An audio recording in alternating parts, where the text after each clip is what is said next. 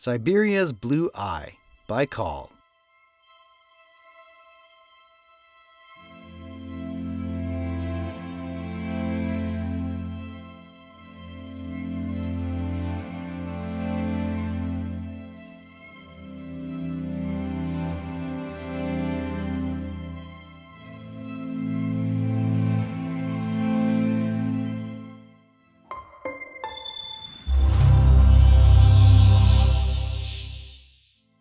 When we think of Siberia, we immediately think of an incredibly cold and cruel land. However, Lake Baikal in Siberia is a beautiful contradiction to this idea. The waters of the old and deep lake are azure and surrounded by steep mountains and magnificent wilderness. In addition to its magnificent nature, the region is also home to the opposition Decembrists, Buddhists, and ethnic Buryat minority, and is therefore culturally rich. The lake is in southeastern Russia in a valley with a large geological fracture that caused the gradual separation of the Earth's crust. It is actually one of the youngest fractures on our planet and is very active, opening at a rate of 2 centimeters per year. What if it produces movements? Of course, earthquakes happen frequently, and let's not miss the hot springs that appear. Lake Baikal is 636 kilometers long and 79 kilometers wide. This is Asia's largest lake and the deepest lake in the entire world at 1,642 meters deep. Lake Baikal is divided into two, south and north. They have different depths. How old is the lake? According to the calculations of scientists, Lake Baikal, which is 25 and 30 million years old, is the oldest lake in its geological history. Its waters are super clear and gain more transparency in winter. Currently, the visibility is between 30 and 40 meters, and in the summer between 5 and 8 meters. The waters of the lake are also very rich in oxygen. They have different temperatures based on depth, location, and time of year. Thus, in winter and spring, the surface freezes and therefore remains like that for almost half a year. In some places, the ice can reach up to 2 meters thick. Later, when the waters break, it starts to warm up little by little, and maybe in August and midsummer, the waters rise to a little over 15-16 degrees centigrade in some places.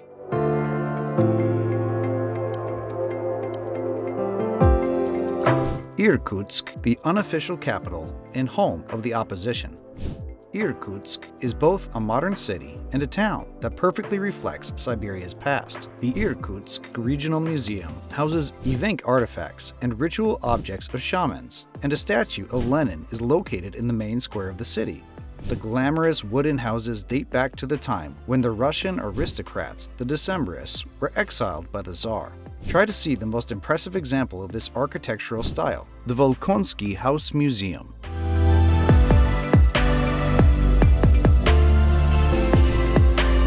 Tourism on Lake Baikal. Basically, there are 2 tourist stations. The first ice season begins in mid-January and lasts until mid-April. The thickness of the ice supports the arrival and departures of vehicles. Super transparent ice, including bubbles. So it's a great time walking, cruising, skating, or even biking by the lake. There is a route of about 200 kilometers on the ice surrounding Olhan Island. There are a lot of ice fishermen out here. It's a very popular thing, and it all lasts until mid-April, when the temperature starts to rise and the ice becomes more fragile. There is no shortage of death, so be careful.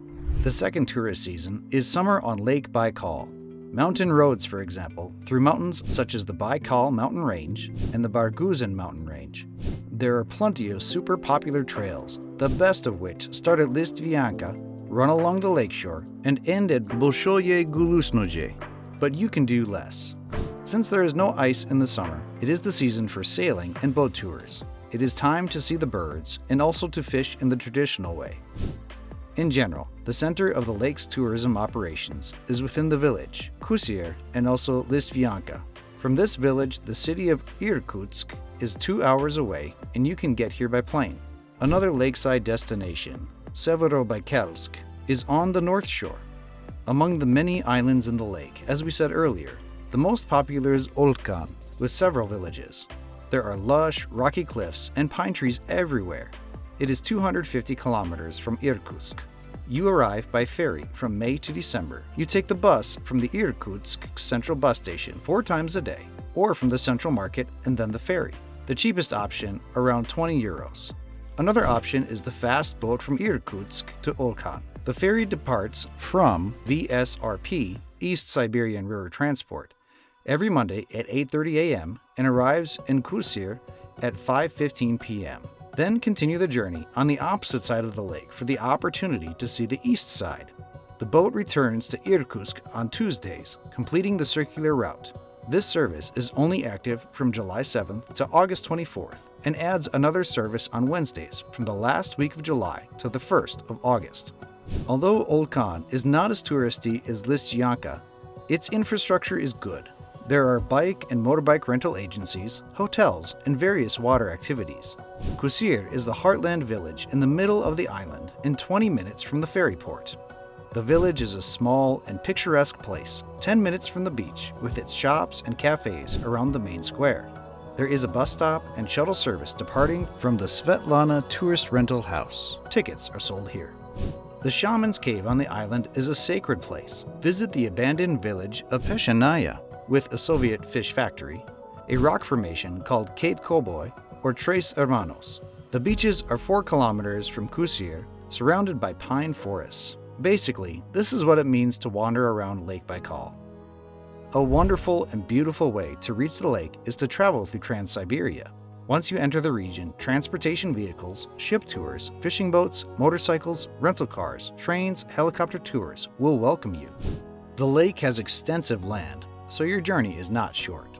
The journey from Irkutsk to Olkan Island takes 6 hours. The journey to the wild beaches east of the lake, to Goryachinsk, takes 5 hours.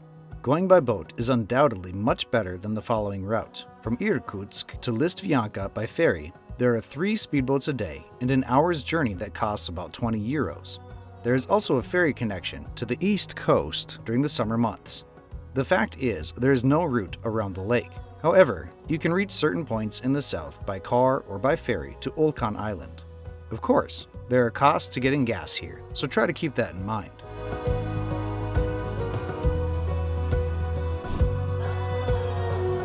Taste Listvyanka's dishes. Listvyanka is the most popular of the villages in the Baikal region, with quaint wooden cottages spread over 3 valleys on the shore of the lake. You can buy smoked amul, Baikal whitefish, and shashlik, grilled skewer, from the waterside market and have a picnic on the pebbly beach. Walk up to the top of the cruise for a perfect view of the lake, see the statues made from Soviet auto parts in Retro Park, or get to know the life deep in Lake Baikal in the Baikal Museum Aquarium.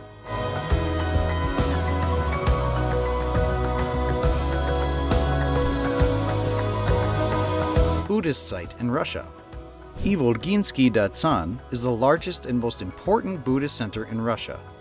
Gaze at the white statues and trees adorned with colorful prayer flags as you walk around the complex of brightly colored temples and unpretentious monastic buildings.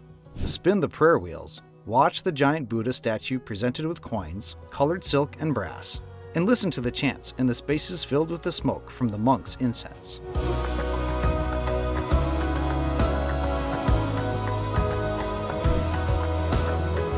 Turn the route to the hot springs. The lands around Lake Baikal come to life, especially with the thermal springs of Arsan, a small town located at the foot of the snow-covered eastern Sayan Mountains. The town itself is in ruins, but although the splendor of the 1920s Arshan Spa is no longer there, the healing and believed to cure many ailments properties of the slightly sulfurous mineral water still continues to benefit.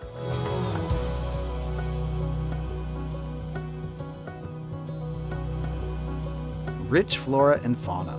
The lake has rich fauna and flora, more than 1,000 plant species and 2,500 animal species. About 80% of these are endemic species: foxes, Siberian deer, bears, marmots. That's why it's an idyllic destination for nature lovers.